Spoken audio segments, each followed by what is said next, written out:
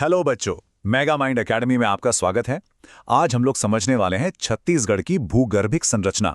मतलब छत्तीसगढ़ की धरती के ठीक नीचे कौन कौन सी चट्टानें हैं और कैसे उन्हीं से हमारे प्रदेश के सारे खनिज, नदियां और मैदान बनते हैं। सीजीपीएससी और व्यापम के लिए ये चैप्टर बहुत ही इंपॉर्टेंट है, तो चलिए शुरू करते हैं। तो सबसे पहला और बड़ा सवाल यही उठता है कि आखिर छत्तीसगढ़ की धरती के नीचे है क्या। हम सब यहाँ के खूबसूरत मैदान, पठार और जंगल तो देखते हैं, पर क्या कभी सोचा है कि जिस नींव पर यह पूरा प्रदेश टिका हुआ है वो कैसी है। चलिए आज इसी रहस्य से पर्दा उठाते हैं। देखिए, इस पूरे सफर को आसान बनाने के लिए हमने इसे 5 सेक्शन में बांट दिया है। पहले हम समझेंगे कि धरती के नीचे की मेन बनावट कैसी है। फिर एक एक करके पुरानी चट्टानों से होते हुए कोयले और चूने के खजाने तक पहुंचेंगे और आखिर में देखेंगे कि ये सब मिलकर हमारे भूगोल को कैसे बनाते हैं। और हाँ, आखिर में एग्जाम स्पेशल फैक्ट्स भी हैं, तो बने रहिएगा। ठीक है, तो अब सीधे मुद्दे पर आते हैं। देखिए, छत्तीसगढ़ की पूरी जियोलॉजिकल कहानी को समझने के लिए हमें इसे सिर्फ 2 बड़े हिस्सों में तोड़ना है। बस ये 2 यूनिट्स ही पूरे प्रदेश की भूगर्भिक पहचान है। तो ये 2 पिलर्स हैं। पहला बस्तर क्रेटॉन। इसे आप प्रदेश की एक बहुत पुरानी कठोर बुनियाद समझिए, जो आर्कियन और धारवाड़ जैसी चट्टानों से बनी है। और दूसरा है छत्तीसगढ़ बेसिन, जो एक कटोरी की तरह है। ये बाद में बनी सेडिमेंट्री चट्टानों जैसे कि कडप्पा रॉक्स से भरा हुआ है। तो एक हो गई नींव और दूसरा उस पर रखा एक बहुत बड़ा कटोरा। चलिए अब जरा उस बुनियाद की बात करते हैं, मतलब उन सबसे पुरानी चट्टानों की जिन पर बाकी सब कुछ बना है। ये वो चट्टानें हैं जो तब बनी थीं जब हमारी धरती बिल्कुल नई नई थी। इसमें सबसे पहले आता है आर्केन शैल समूह। आर्केन नाम से ही पता चलता है, सबसे प्राचीन। ये वो पहली चट्टानें हैं जो पृथ्वी के अंदर से निकले गर्म लावा के ठंडा होने से बनी थीं। ग्रेनाइट और नीस इसी में आती हैं। और जाहिर है, इनमें कोई फॉसिल्स यानी जीवाश्म नहीं मिलते, क्योंकि उस जमाने में धरती पर जीवन था ही नहीं। और जानते हैं सबसे कमाल की बात क्या है? छत्तीसगढ़ का लगभग आधा हिस्सा यानी 50% एरिया इन्हीं आर्कियन चट्टानों से बना है। ये प्रदेश का सबसे बड़ा रॉक ग्रुप है। ये आपको महानदी बेसिन के किनारों पर और दक्षिण में बस्तर, दंतेवाड़ा, सुकमा जैसे इलाकों में मिलेंगी।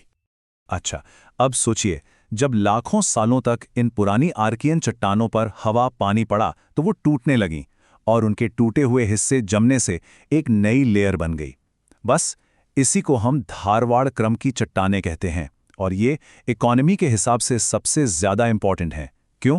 क्योंकि ये मेटालिक मिनरल्स यानी धात्विक खनिजों का खजाना है।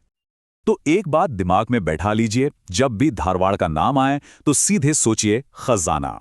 बेलाडिला और दल्ली राजहरा का जो वर्ल्ड फेमस लौह अयस्क है वो यहीं से निकलता है। इतना ही नहीं, टेन और कोरिंडम जैसे कीमती मिनरल्स भी इन्हीं चट्टानों की देन है। इसीलिए धारवाड़ मतलब पैसा ही पैसा। तो पुरानी चट्टानों की बुनियाद तो हमने समझ ली। अब चलिए जरा उन चट्टानों की तरफ बढ़ते हैं जो उम्र में तो छोटी हैं, पर हमारे लिए कोयले और चूना पत्थर जैसे बहुत बड़े खजाने छिपाए बैठी हैं। इस लिस्ट में पहला नाम है कडप्पा शैल समूह का। ये भी पुरानी ग्रेनाइट और धारवाड़ चट्टानों के टूटने फूटने और जमने से बनी है। ये चट्टानें छत्तीसगढ़ के लगभग 25 से 30% हिस्से में फैली हैं, खासकर रायपुर, दुर्ग, बिलासपुर वाले इलाके में। और यही हमारे महानदी बेसिन को वो कटोरे जैसा आकार देती हैं। और हाँ, कडप्पा सुनते हैं दिमाग की बत्ती जलनी चाहिए और याद आना चाहिए चूना पत्थर।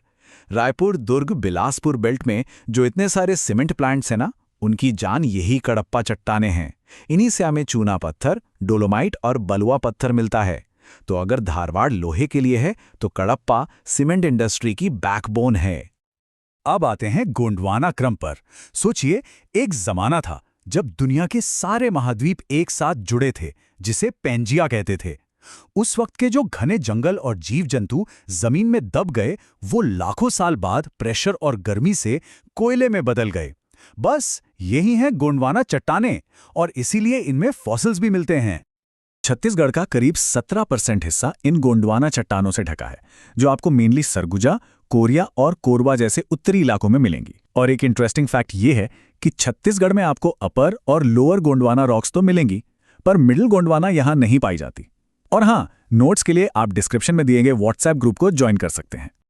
ठीक है, तो अभी तक हम जमीन के नीचे की दुनिया घूम रहे थे, चट्टानों की कहानियां सुन रहे थे।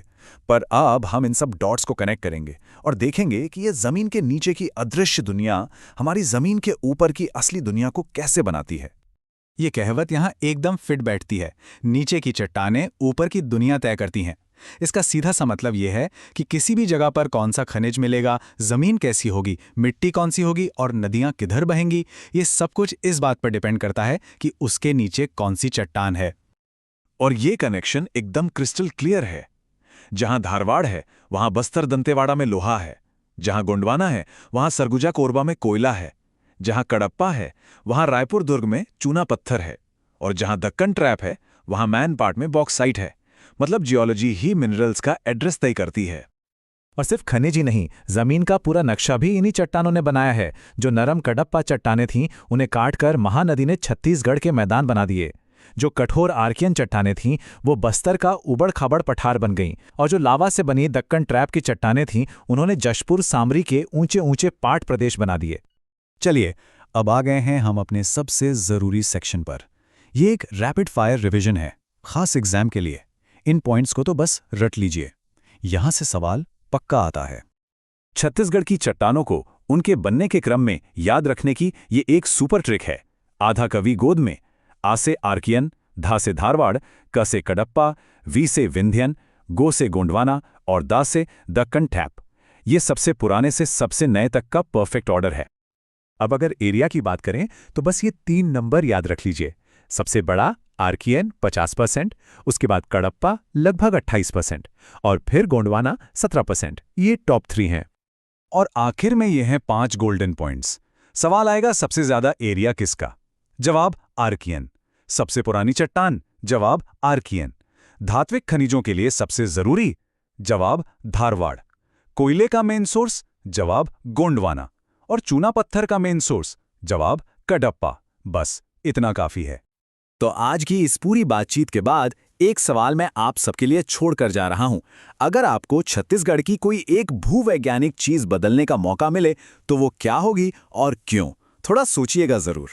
तो दोस्तों, अगर धरती के नीचे का यह सफर पसंद आया हो तो इस वीडियो को लाइक, कमेंट और शेयर जरूर करिएगा। और हाँ, मेगा माइंड एकेडमी को सब्सक्राइब करना बिल्कुल मत भूलिएगा। मिलते हैं अगले सेशन में।